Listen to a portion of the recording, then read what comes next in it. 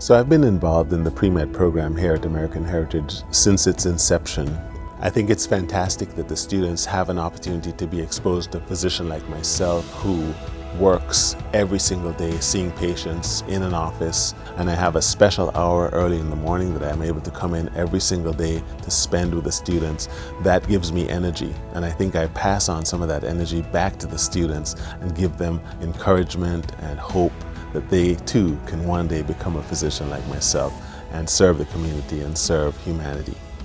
So when I entered American Heritage School in 9th grade, I always had like a small interest in medicine, but it wasn't until I got in and I took the classes and I volunteered at the hospital that medicine was finally ingrained into my mind, and I knew I wanted to pursue this career for the rest of my life.